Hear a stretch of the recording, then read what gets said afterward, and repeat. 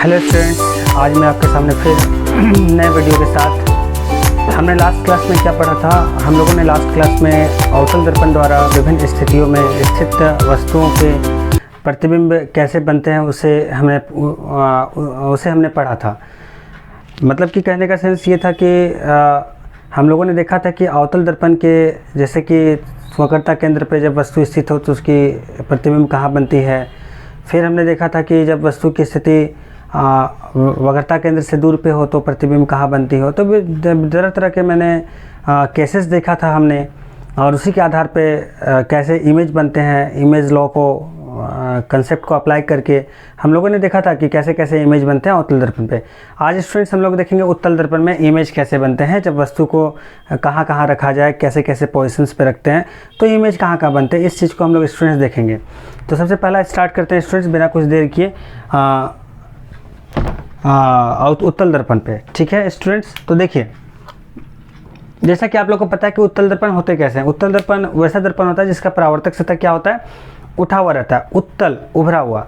ठीक है, तो उसे अंग्रेजी में क्या कहते हैं, कन्वेक्स मिरर। कौन सा मिरर? कन्वेक्स, वैक्स उठा हुआ। ठीक है, तो चलिए तो देखते हैं स्टूडेंट्स, ये मैंने बना दिया उत्तल दर्पण।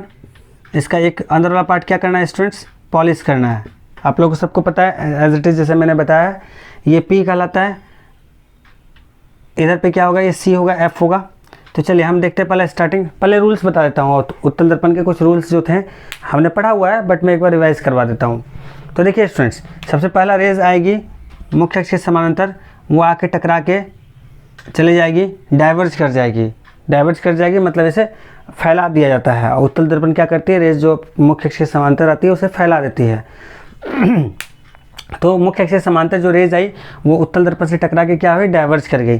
तो इसे क्या करेंगे, आगे बढ़ाएंगे थोड़ा सा, इसे क्या करेंगे, थोड़ा सा आगे बढ़ाएंगे, और जिस बिंदु पे मिलते हैं उसे फोकस कहते हैं। स्टूडेंट्स ये पता है आपको दूसरा लॉ क्या था इसका, दूसरा रेज का लॉ क्या था कि रेज जो आएगी वो सपोजिट ऐसे आ रही है, वक्रता केंद्र से होकर जा रही है, तो लौट के वापस आ जाएगी। ये हम लोगों ने पढ़ा था स्टूडेंट्स। ठीक है, तो इसी दो लॉ का यूज़ करेंगे मेनली आज की क्लास में हम लोग। ठीक है, तो चलिए स्टूडेंट स्टार्ट करते हैं। तो मान लेते हैं कि जब वस्तु कहाँ स्थित हो, अनंत बिंदु पर स्थित हो। जब वस्तु कहाँ पे स्थित हो, अनंत बिंदु पर स्थित हो। जैसे मान लीजिए ये मिरर है, यहाँ पे P मान लिया हमने। P क्या है यहाँ पे स्टूडेंट्स, दर्पण की ध्रुव है। हमने अनंत बिंदु पे P, जैसे यहाँ पे P है ना, तो हमने वस्तु को कहाँ माना, अनंत बिंदु पर स्थित है। अनंत बोले तो मतलब कहने का सेंस है कि जहाँ से हमें दिखाई नहीं दे रही वस्तु वहाँ उसको अनंत मानते हैं। हम देख नहीं सक रहे वस्तु को, लेकिन वस्तु से लाइट आ रही है। वस्तु को हम देख नहीं सकते लेकिन प्रकाश वस्तु से आ रही है, उसे हम लोग क्या बोलते हैं, अनंत। तो इनफाइनाइट पॉइंट पे जब ऑब्जेक्ट प्लेस होगा तो रेज जो आएगी पैरेलल आएगी मिरर पे। मिरर पे कैसा रेज आएगी, पैरेलल आएगी दर्पण पे।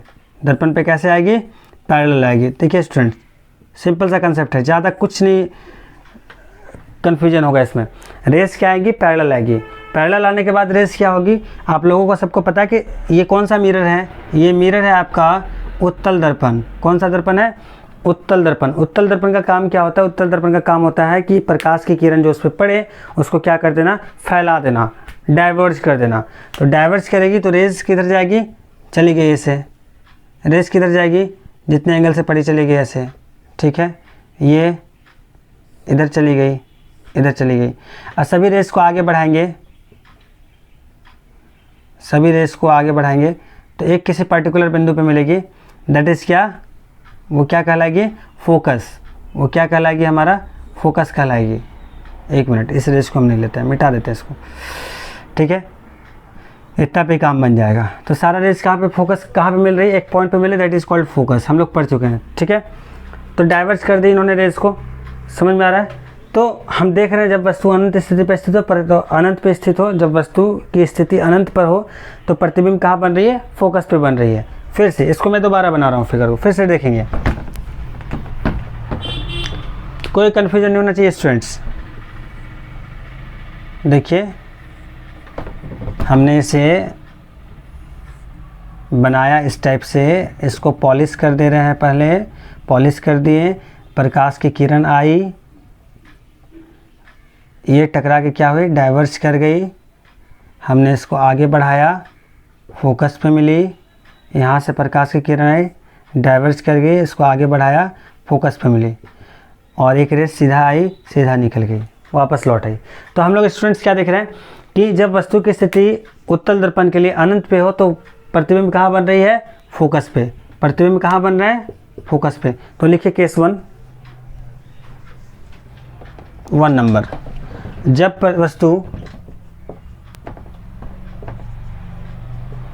वस्तु अनंत पर स्थित हो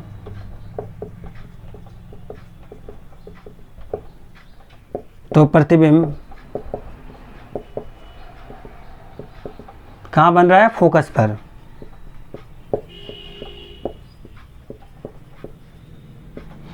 जब वस्तु अनंत पर स्थित हो प्रतिबिंब कहाँ बन रही है, फोकस पर बन रही है। और प्रतिबिंब का साइज कैसा है, प्रतिबिंब एकदम छोटा है। प्रतिबिंब कैसा है, एकदम छोटा है।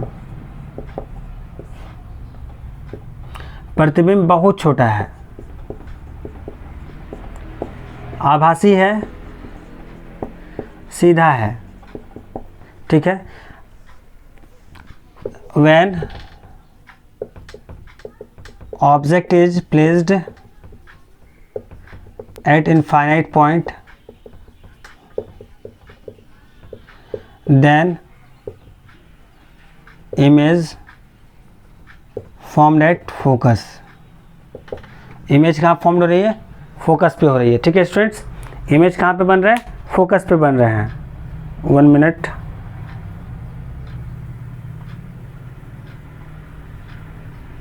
एरोप्लेन मोड ऑन हो गया, ठीक है। तो क्या हो रहा है, जब ऑब्जेक्ट प्लेस हो रहा है इनफाइनाइट पॉइंट पे, तो हम लोग क्या करें, इमेज कहाँ पे फॉर्म हो रहा है, फोकस पे हो रहा है। फोकस का स्पेलिंग मैं सही कर दे रहा हूँ, नहीं तो फिर कंफ्यूज मत हो जाना आप लोग। तो इमेज कहाँ फॉर्म हो रहा है, फोकस पे फॉर्म हो रहा है स्टूडेंट्स। फिर आगे हम लोग देखते हैं। अच्छा, साइज कैसा हो रहा है इमेज का, वेरी स्मॉल। इरेक्ट बनेंगे और वर्चुअल बनेंगे।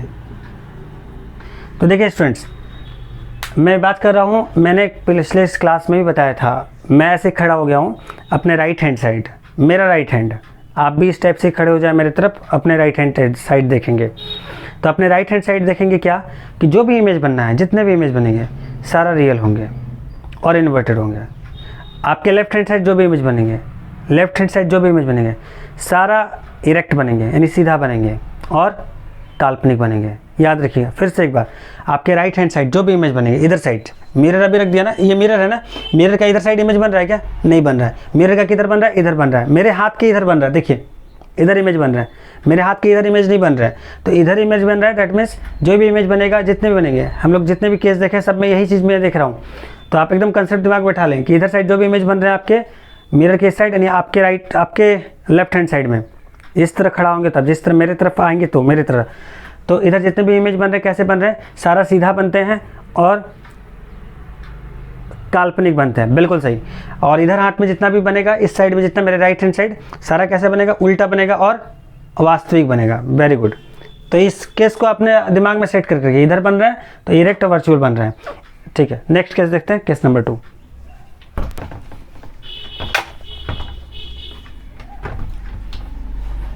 देखिए स्टूडेंट्स, केस नंबर 2 में हम लोग देख रहे हैं कि जब ऑब्जेक्ट कहाँ रखा हो, P और अनंत के बीच में रखा हो। अब तक हम लोग क्या सीखे थे, अब तक इसमें देखे थे हम लोग कि अनंत पे ही था, अब मेरा P और अनंत के बीच में स्थित है। तो P और अनंत के बीच में हम मान लिए P और अनंत के बीच में कहीं यहाँ पे रेज ऑब्जेक्ट है AB, ठीक है। अंदर वाला पार्ट को हम लोग पॉलिश कर देते हैं आराम से, कहीं कोई प्रॉब्लम नहीं हो, ठीक है। अब क्या है, हमारा रेस कहाँ पे ऑब्जेक्ट अवेलेबल है, अनंत और P के बीच में स्थित है। तो पहला काम क्या करेंगे बताइए स्टूडेंट्स, पहला काम मेरा रहेगा कि रेज ऑफ लाइट को ला के सीधा मिरर को थोड़ा बड़ा कर दें, मिरर को थोड़ा बड़ा कर देते हैं स्टूडेंट्स, एक मिनट, मिरर को थोड़ा बड़ा कर दिए, ठीक है। इसको P मान लिया, अच्छे दिख रहे हैं ना, इमेज टेढ़ा हो गया, अच्छे बना देते हैं फिर से। रुको एक मिनट, मैं अच्छा से ही बनाता हूँ ड्राइंग, ठीक है। इतना चलेगा, ठीक है, ऐसा चल सकता है ना, आराम से पॉलिश कर देते हैं, ठीक। एग्जाम पे आप लोग एकदम पेंसिल और स्केल और प्रोटेक्टर होता है ना चांद, उससे एकदम हेल्प लेके बनाइएगा, टेढ़ा नहीं होना चाहिए एग्जाम पे। चलिए मैं ऑब्जेक्ट को रख दे रहा हूँ यहाँ पे, ये पॉइंट P है, रेज ऑफ लाइट आई टकराई। बताइए रेज ऑफ लाइट का क्या होगा, जल्दी से। रेज ऑफ लाइट क्या होंगे, उत्तल दर्पण में टकराने के बाद डाइवर्ज करेंगे। क्या करेंगे, डाइवर्ज, मतलब फैल जाएंगे। तो इसको फैला दीजिए स्टूडेंट्स, फैला दिया। ये इसका नॉर्मल है, नॉर्मल ड्रॉ कर लीजिए। एक मिनट, नॉर्मल नॉर्मल नॉर्मल, मैंने नॉर्मल ड्रॉ कर दिया, सी पे नॉर्मल ड्रॉ कर दिया। तो ये रेज ऑफ लाइट जाएगी, इसको आगे बढ़ाएंगे तो ये कहीं पे मिलेगा, दैट इज़ एफ, पता है ना। मैंने नॉर्मल ड्रॉ किया, ये एंगल आई, ये एंगल आर, ठीक है। थोड़ा ज़्यादा बड़ा लग रहा है ना आई आर, तो इसको थोड़ा सा बीचों बीच डाल दीजिए,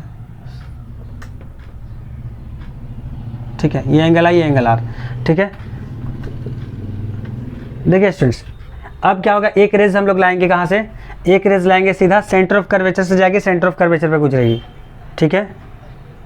ये हमने suppose that centre of curvature को यहाँ पे कंसीडर कर लेते हैं, ठीक है। एकदम सेंटर ऑफ कर्वेचर से आ रही है, सेंटर ऑफ कर्वेचर से ही गुजरेगी। देखिए देखा ना स्टूडेंट्स, तो रेस कहाँ पे कट रहे हैं, दोनों इस जगह पे कट रहे हैं। इसको सीधा बना देते हैं, ठीक है। ये ए बी कंसीडर किया था, तो ये कितने हो जाएंगे, ए डैश बी डैश। दिख रहा है स्टूडेंट्स, तो कहाँ पे प्रतिबिंब बने हमारे, फिर से देखते हैं। हमारे प्रतिबिंब बिटवीन पी एंड एफ बने, कहाँ बने, पी एंड एफ। वस्तु से छोटा बना, सीधा बना, तो क्या होगा, इधर साइड इस हाथ में बन रहा है ना, इस हैंड साइड बन रहा है आपके लेफ्ट हैंड साइड। तो इमेज कैसे होंगे, रियल या virtual, virtual, erect virtual. Okay students, चलिए देखते हैं। ये वाला फिगर क्लियर हुआ, इसको अच्छे से नोट डाउन कर लें। मैं एक बार फिर एक्सप्लेन करूंगा इस फिगर को, ठीक है। तो पहले लिख लेता हूँ 2 नंबर, लिखिए। जब वस्तु P अनंत और P के बीच में स्थित हो, ऐसे लिखिए, अनंत और P के बीच में स्थित हो,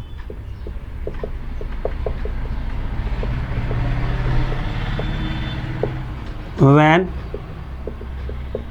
object is placed between infinity and P, when object is placed between infinity and P, then image is formed, then image is formed between P and F। Size कैसा होगा स्टूडेंट्स, स्मॉल या very small, मैं नहीं लिख रहा हूँ, small लिख रहा हूँ, ऑब्जेक्ट से स्मॉल है इसलिए। नेचर कैसा होगा, इरेक्ट एंड वर्चुअल। कैसा होगा नेचर, इरेक्ट एंड वर्चुअल, ठीक है। हिंदी में क्या लिखेंगे, वस्तु P तथा F के बीच में बन रही है, प्रतिबिंब, सॉरी, प्रतिबिंब P तथा F के बीच बनती है सीधा तथा काल्पनिक, और क्या है, वस्तु से छोटा, वस्तु से छोटा स्टूडेंट्स, ठीक है स्टूडेंट्स। तो ये दोनों केस क्लियर हो गए, इसको आप नोट डाउन कर लीजिए, या स्क्रीनशॉट लेना है स्क्रीनशॉट ले सकते हैं। ओके स्टूडेंट्स, तो हम लोग आगे बढ़ते हैं। तो मैं फिगर को एक बार फिर डील करूँगा, ठीक है। मैं फिगर को एक बार फिर डील कर रहा हूँ, चलिए मिटा दूँ उसको, केवल फिगर अभी डील करूँगा। इसको उतार लीजिए, नोट डाउन कर लीजिए। ओके, देखिए स्टूडेंट्स, मैं उस वाले फिगर को फिर से इसलिए डील कर रहा हूँ क्योंकि बहुत सारे स्टूडेंट उसमें कंफ्यूज हो जाते हैं कि एक्चुअली बनता कैसे है, ठीक है। तो मैं एक बार फिर से डील कर रहा हूँ उस फिगर को। देखिए पहले दर्पण बना देना है, ट्रिक देखिए हाउ टू मेक, तुरंत P बना देना है, अनंत है, P और अनंत के बीच में रख दिए। यहाँ से क्या करना है, रे ऑफ लाइट को डालना है, सीधा डालना है, ठीक है। स्केल से आप लोग मिला के डालेंगे। सीधा डालने के बाद इसको डाइवर्स करा देना है, आके यहाँ मीट करा देना है, एफ बनाना, डॉटेड लाइन बना दिए, ठीक है। अब इस पर एक नॉर्मल ड्रॉ कर लीजिए स्टूडेंट्स, नॉर्मल ड्रॉ कर लीजिए। नॉर्मल के हाथ सेंटर ऑफ कर्वेचर से गुजरता है, सी बना दिए। यहाँ तक क्लियर है, समझ में आ गया। दूसरा काम ये एंगल आई है, एंगल आर है। अब देखिए नेक्स्ट क्या होगा, सेंटर ऑफ कर्वेचर से जो रे ऑफ लाइट निकलेगी वो सेंटर ऑफ कर्वेचर पे जाएगी। तो यहाँ सेंटर ऑफ कर्वेचर से तो निकालेंगे नहीं, तो हम लोग क्या करेंगे, दर्पण से सीधा ऐसे करके निकालते हैं, इधर ही वापस भेज देते हैं। अब क्या करेंगे, इस रेस को हमको सेंटर ऑफ कर्वेचर से मीट करवा देना है, तो आगे जाके मीट करवा दिए। देखिए मिल गया ना, यहाँ पे मिला ना दो रेस, बन गई इमेज ए बी, यहाँ क्या हो गया ए डैश बी डैश। कोई डाउट्स स्टूडेंट्स? तो इस तरह ही हम लोग बनाते हैं इमेज, कुछ भारी काम नहीं है इमेज रे डायग्राम बनाना। बच्चे रे डायग्राम में फंस जाते हैं, एग्जाम पे नहीं बना पाते हैं, ठीक है। तो हम लोग सीख गए। तो स्टूडेंट्स हम लोग को पता चल गया कि हम लोग रे डायग्राम के हेल्प से कैसे इमेज को बनाते हैं, ठीक है। कहाँ पर ऑब्जेक्ट कहीं पे हो तो कैसे बनाते हैं। अच्छा, एक क्वेश्चन और सामने आ रही है हमारे, मैं आपको क्लियर कर देना चाह रहा हूँ। केसेस जैसे इस दर्पण पे हमारे 2 ही केस हैं, तो 2 केस क्या है, एक अनंत पे है, एक पी और अनंत के बीच में। पी पे तो होगा नहीं, इधर पे हम रख सकते नहीं ऑब्जेक्ट को, सारा क्या है इमेजनरी है, इधर पे नहीं रख सकते हैं। अवतल दर्पण की अगर बात कर रहे थे तो हम लोग क्या करते थे, पहला अनंत मान लिए, इधर सी था, इधर क्या था एफ था, यहाँ पी था। पहला अनंत मान लिए, फिर अनंत और सी के बीच, ठीक है, यानी सी से परे, फिर सी पे, फिर सी और एफ के बीच, फिर एफ पे, फिर पी एफ के बीच। कितने केस हो गए, पहला, दूसरा, तीसरा, चौथा, पांचवा, छठा केस। यहाँ तो 2 ही केस बन रहे हैं। तो केस भी कैसे बनाने हैं तो आपको दर्पण देख के पता चल जाएगा केस हमको कैसे एराइज करना है। आपको कोई बताएगा भी नहीं, आप खुद से ही केस बना सकते हैं। पहला केस देखिए, एक तो पी यहाँ पे इस दर्पण का, इधर वाला सारा पार्ट इमेजनरी है, तो सीधा पहला पार्ट क्या होगा अनंत पे, दूसरा पार्ट क्या होगा अनंत और पी के बीच। हो गया दूसरा केस। अब पी से आगे थोड़ी ना बढ़ना है आपको, इसमें क्या करना, इधर वाला सारे पार्ट रियल होते हैं, इधर इमेजनरी होते हैं। इसलिए अब पता चला हम क्यों बोले इमेजनरी, इधर साइड जो भी इमेज आएंगे और इमेजनरी बनेंगे। इमेजनरी बनने के कारण वही बताए थे मैंने। तो इधर पे क्या है, पहला अनंत पे, अनंत के बाद सी से दूर, फिर सी पे, फिर सी और एफ के बीच, फिर एफ पे, फिर एफ और पी के बीच में। समझ में आया स्टूडेंट्स? तो काफ़ी क्लियर कंसेप्ट है, कहीं कोई डाउट नहीं। अब आते हैं यूजेस ऑफ मिरर। हेडिंग दीजिए यूजेस ऑफ मिरर।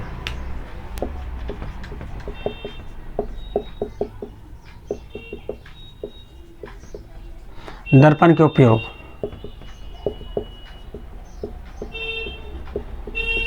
पहले हम लोग पढ़ेंगे अवतल दर्पण के उपयोग। किसका पढ़ेंगे, अवतल दर्पण के उपयोग।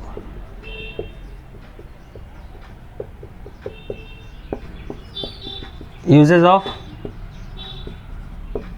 Concave mirror. देखिए स्टूडेंट्स, हमारे सामने कनकेव मिरर के क्या क्या मेन यूज है। पहला कि टॉर्च लाइट वगैरह जो होता है ना, गाड़ी के हेड वाले बल्ब। देखिए पहले यूजेस पढ़ने से पहले आपको मिरर के शेप पे बहुत ज़्यादा कंसेप्ट क्लियर होना चाहिए। तो अवतल दर्पण का एक्चुअली शेप कैसा होता था स्टूडेंट्स, अवतल दर्पण का शेप ऐसा होता है ना, ये बाहर वाले पार्ट पॉलिश रहते हैं और अंदर वाले पार्ट से जो भी होना है, परावर्तन या अपवर्तन जो भी होना है अंदर वाले पार्ट से होंगे। तो अंदर वाले पार्ट से होने के लिए आपको देखना पड़ेगा मिरर, ऐसा मिरर कौन सा आपके पास सामने है। तो सबसे पहला गाड़ी का हेडलाइट, आप देखें हेडलाइट में देखिएगा, हेडलाइट ऐसे करके बने रहते हैं ना, देखिए यहाँ बल्ब रहता है और ऊपर में ऐसे करके ये लगा रहता है, ठीक है ना। तो रेज ऑफ लाइट यहाँ से आती है, ठीक है, और आपकी आंखों तक पड़ती है। बट ये कैसे पड़ता है अभी इसके कंसेप्ट को हम बताएंगे। टॉर्च वगैरह में भी क्या होता है स्टूडेंट्स, इसको मैं मिटाता हूँ, हेडिंग आप लोग उतार लीजिए, मैं इसको मिटाता हूँ, ठीक है। नोट डाउन हो गया, ठीक है, मैं लिखवा दूंगा बोल के, ठीक है। पहले आप समझ लीजिए क्या होता है।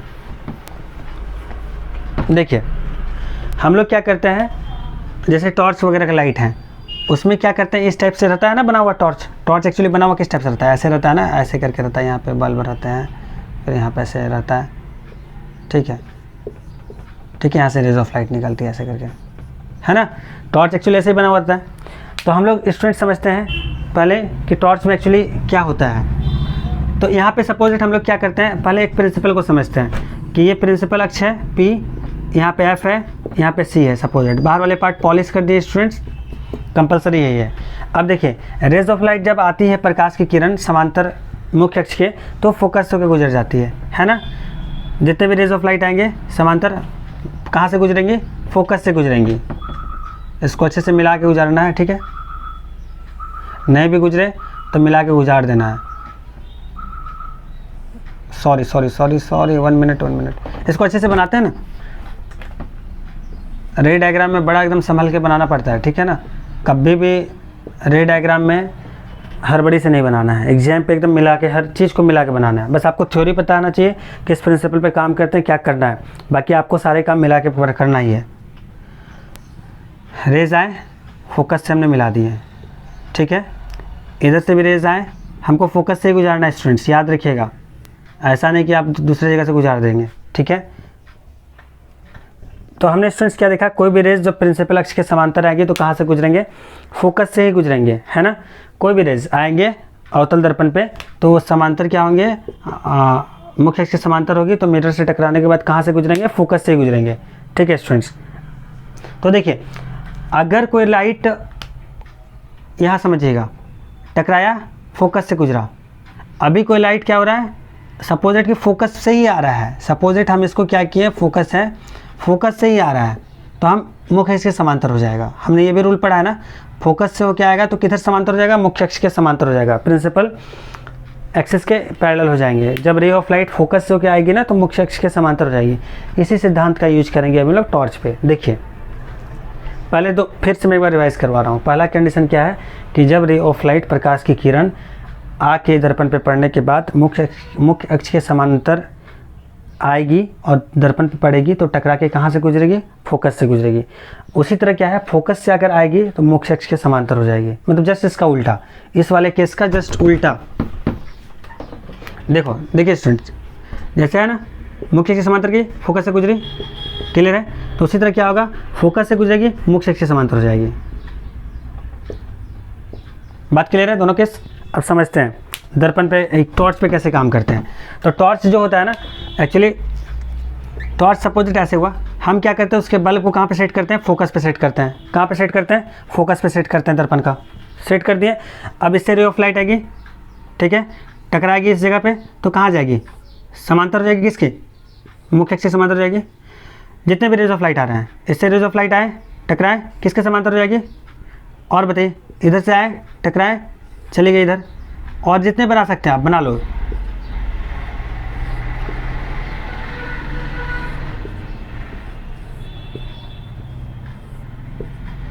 और इधर पे हमारा आइज है, तो देखिए सारे रेस किधर आ रहे हैं, एकदम पैरेलल बीम आ रहे हैं हमारे आइज तक। ये फोकस है, ये क्या है, फोकस। Clear students. तो क्या होते हैं, एक्चुअली क्या होता है, टॉर्च वगैरह में इस टाइप से ही शेप रहते हैं, और इस टाइप में हम लोग क्या करते हैं, यहाँ फोकस रहता है, फोकस पे सिचुएट कर देते हैं सोर्स ऑफ लाइट को, और फोकस पे आने के बाद सीधा पैरेलल बीम्स निकल जाते हैं प्रिंसिपल एक्सिस के समांतर, यानी मुख्य अक्ष के समांतर रेज ऑफ लाइट आने लगते हैं, और फिर हमारे आंखों तक पड़ती है, तो बीम ऑफ लाइट पूरा तेज आने लगती है, इंटेंसिटी ज़्यादा हो जाती है, प्रकाश की तीव्रता क्या हो जाएगी, ज़्यादा हो जाएगी, ज़्यादा लाइट के बीम एक साथ आएंगे। तो क्लियर, यही प्रिंसिपल पे काम करता है। तो अवतल दर्पण का उपयोग टॉर्च में हो गया, सर्च लाइट में हो गया, ठीक है, गाड़ी का सामने वाला जो लाइट होता है, क्या बोलते हैं उसको, हेडलाइट, वहाँ भी हो गया, उसमें भी मिरर इस टाइप से बने रहते हैं ना। आप देखना हेडलाइट ऐसे करके रहते हैं, यहाँ पे बल्ब रहेंगे, फिर इसमें ऐसे करके जो भी रहता है बाहर का जो प्लास्टिक का, ठीक है। तो समझ में आ गया स्टूडेंट्स। तो अवतल दर्पण का मेन उपयोग क्या है, टॉर्च में, सर्च लाइट में, हेडलाइट में, गाड़ी के हेडलाइट में, और कहीं की हेडलाइट नहीं। अच्छा एक और काम, डी सेंटीना आप लोगों ने देखा है ना स्टूडेंट्स, डी सेंटीना देखा है। डी सेंटीना का काम क्या है, देखो डी सेंटीना एक्चुअली बनता कैसे, छतरी जो आपके घर पे है वो ऐसे रहता है ना, छतरी, यहाँ पे LM भी लगा रहता है ना। तो क्या होता है, जो भी फ्रीक्वेंसी के चैनल हमारे आने हैं, तो उसके रेडिएशंस होते हैं, जिसको EM वेव्स बोलते हैं। तो वो क्या होते हैं, उस फ्रीक्वेंसी के जो लाइट आते हैं वो टकराते हैं इस जगह पे, और क्या होते हैं, फोकस होकर गुजरे हैं। जो भी रेज ऑफ लाइट आएगी पैरेलल, कहाँ से गुजरेगी, फोकस होकर गुजरेगी, जितने भी आएंगे ऐसे आके टकरा के फोकस, और इस पॉइंट पे LM भी सारे सिग्नल को कैच करके फिर हमको ब्रॉडकास्ट करते हैं।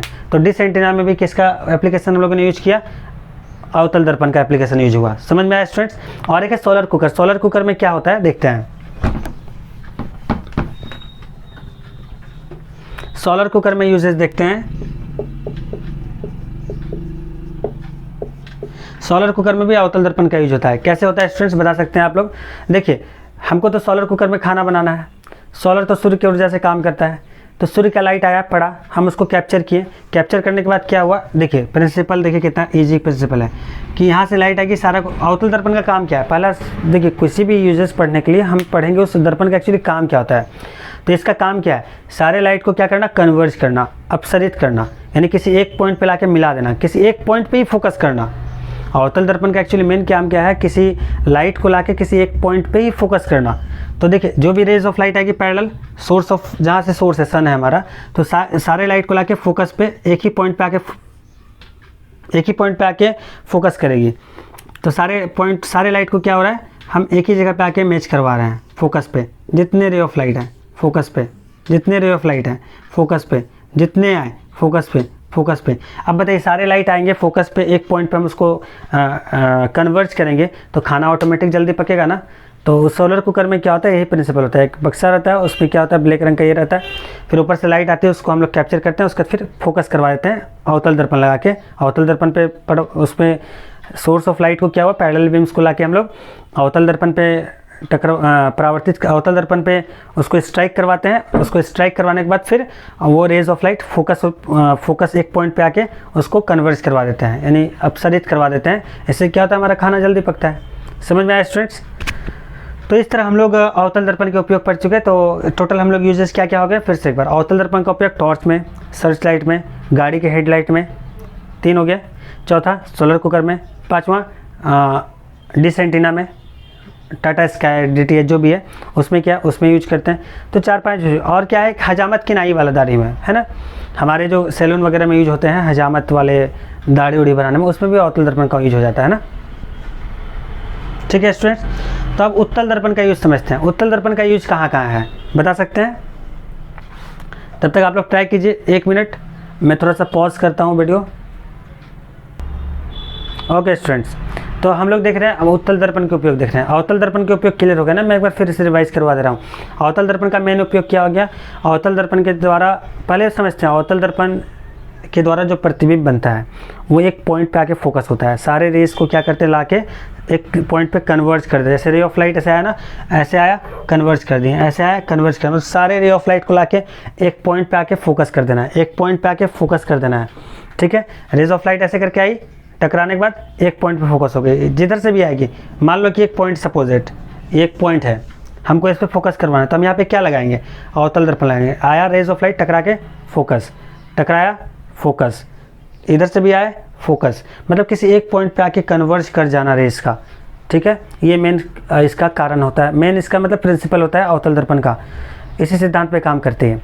तो हम लोग सारा जो यूजेस करते हैं अवतल दर्पण का, सारे इसी चीज़ को ध्यान में रख के यूज करते हैं। जैसे टॉर्च लाइट हुआ, टॉर्च लाइट में क्या होता है, अभी बताया कि सोर्स ऑफ लाइट को फोकस पे हम रखते हैं, फोकस से रेज ऑफ लाइट निकलती है, दर्पण पे टकराने के बाद समांतर हो जाती है मुख्य अक्ष के, और हमारे आंखों तक आती है, हमको लगता है बहुत ज़्यादा रोशनी आ रहा है टॉर्च से। तो सारा प्रिंसिपल यूज कर रहे हैं हम इसका। दूसरा क्या है, सोलर कुकर में। तीसरा क्या है, डिश एंटीना वाला छतरी में। चौथा क्या है, सेविंग हजामत की नाई में। ठीक है, क्लियर है? ठीक है स्टूडेंट, और इसमें क्या होता है, प्रतिबिंब रियल बनते हैं। कैसे बनते हैं प्रतिबिंब? रियल, वास्तविक बनते हैं। सबसे प्लस पॉइंट ये भी है हमारा। चलिए अब उत्तल दर्पण के उपयोग देख लेते हैं स्टूडेंट्स। उत्तल दर्पण का मेन उपयोग क्या है, हमारे साइड मिरर। देखिए साइड मिरर, कौन सा साइड मिरर, वाहन के, गाड़ी के, जैसे मोटरसाइकिल हो गया है, कार हो गया है, ट्रक हो गया है, उसके साइड मिरर के रूप में हम लोग उत्तल दर्पण का यूज़ करते हैं। बता सकते हैं उत्तल दर्पण का यूज़ क्यों करते हैं हम साइड मिरर के रूप में? तो इसका मेन वजह क्या है साइड मिरर के रूप में इसलिए यूज़ कर पाते हैं क्योंकि देखिए स्टूडेंट्स, उत्तल दर्पण का काम क्या है। पहला बात, कोई भी चीज़ का यूज़ पढ़ेंगे ना तो क्वेश्चन एग्जाम पे आ जाता है कि उत्तल दर्पण का उपयोग वाहनों के साइड मिरर के रूप में क्यों करते हैं। तो आपको आंसर कुछ नहीं, अगर आपको कुछ भी नहीं आता है ना तो आपको सीधा सीधा याद रखना है उत्तल दर्पण काम क्या करता है। तो उत्तल दर्पण का काम क्या होता है, रेज ऑफ लाइट को आके डाइवर्ज कर देना, फैला देना। देखिए सिंपल सा बात है, ये दर्पण है, इसको इधर वाला पार्ट को पॉलिश कर दें, अंदर वाला पार्ट को, रेज ऑफ लाइट आया, टकरा के किधर गया, डाइवर्ज कर गया। रेज ऑफ लाइट टकरा किधर हो गया, डाइवर्ज हो गया, टकरा किधर हो गया, डाइवर्ज हो गया। अब मान लो यहाँ पे आइज़ हमने रख दिया, आइस को रखा है, तो कितना बड़ा एरिया मिल गया आइस को, यहाँ से लेके यहाँ तक का एरिया मिल गया, तो ऑटोमेटिक एरिया तो बढ़ गया ना, देखने के विस्तृत, देखने के जो एरिया हो गए, इसका क्षेत्र हो गया इसका, वो तो बढ़ गया ना। तो कौन से दर्पण के कारण हुआ इसका, यही अवतल दर्पण करते हैं ना तो नहीं होता स्टूडेंट्स। यहाँ पे आ गया, सारा फोकस यहीं पे किए, सारा फोकस यहीं पे किए, तो आइस बस इतने ही वाले पार्ट को देख पा रहा है, तो एरिया तो नहीं बढ़े, इसके छोटे एरिया हो गए, तो एरिया बढ़ गया। इसी वजह से क्या होता है, अवतल दर्पण का उपयोग हम लोग वाहनों के साइड मिरर के रूप में करते हैं। मतलब साइड मिरर बोले तो पश्चिम दृश्य के लिए, पश्चिम मतलब पीछे वाला दृश्य, पश्चिम दृश्य के लिए हम लोग उत्तल दर्पण का उपयोग करते हैं। अब बताइए, पीछे जो गाड़ी आ रहे हैं, हमको तो रोड पे मान लीजिए सपोज दैट, इसको मिटा दे, मिटा देते इसको।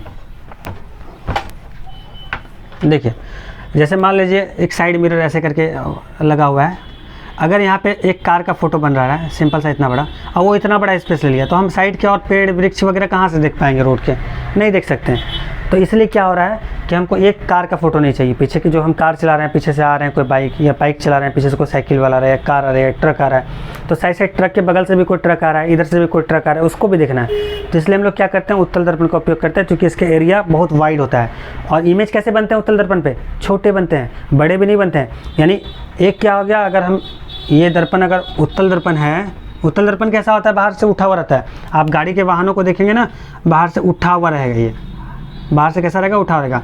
तो यहाँ पे एक कार चल रहे हैं, यहाँ पे एक पेड़ वृक्ष है खड़ा, यहाँ पे कोई आदमी चल रहा है, ठीक है, सब कुछ दिख जाएगा उत्तल दर्पण में आपको, ठीक है, क्योंकि इसके इमेज तो छोटे बनते हैं ना, और एरिया भी लार्ज रहता है। आप कभी देखिएगा, कभी मोटरसाइकिल या कार के साइड मिरर में आप देखिएगा, पीछे से आप जाके देखिए, पीछे के सारे इमेज दिखेंगे, दोनों साइड रोड के दोनों तरफ दिख जाएंगे, और ऑब्जेक्ट जो है छोटा दिखेंगे वस्तु से। अच्छा, एक मोस्ट इंपॉर्टेंट थिंग, इस मिरर पे क्या लिखा रहता है कि जो वस्तु आपको दिख रहे हैं वो आपके दूर, जितना दूर दिख रहे हैं उतना दूर है नहीं, एक्चुअली उतना नज़दीक है, ठीक है स्टूडेंट। क्योंकि इमेज जो है छोटा बनते हैं, तो छोटा बनने में ऑटोमेटिक वो नज़दीक दिखेगा, ठीक है, और दूर दिखेगा। छोटा बनने में क्या है, दूर दिखेगा, बट एक्चुअली वो दूर होते नहीं, नज़दीक होते हैं स्टूडेंट्स। Is it clear? तो आज हम लोगों ने students uses of concave mirror पढ़ लिया, यूजेस ऑफ कन्वेक्स मिरर पढ़ लिया, यानी उत्तल दर्पण अवतल दर्पण दोनों का उपयोग पढ़ लिया। अवतल दर्पण का उपयोग कुछ ज़्यादा है, उत्तल दर्पण का उपयोग कुछ कम है। उत्तल दर्पण के उपयोग मेनली साइड मिरर के रूप में हम लोग करते हैं, ठीक है। और एक बात और, ड्राइवर का ऊपर जो यहाँ पे लगा रहता है ना, सामने वाला, उससे भी आप देख सकते हैं उत्तल दर्पण ही लगा रहता है, गाड़ी के सामने जो ऐसे करके सामने लगा रहता है उससे भी, ठीक है। तो स्टूडेंट्स ये क्लियर हुआ। अब हम लोग आते हैं साइन कन्वेंशन, चिन्ह परिपाटी। किस पे आते हैं स्टूडेंट्स? चिन्ह परिपाटी।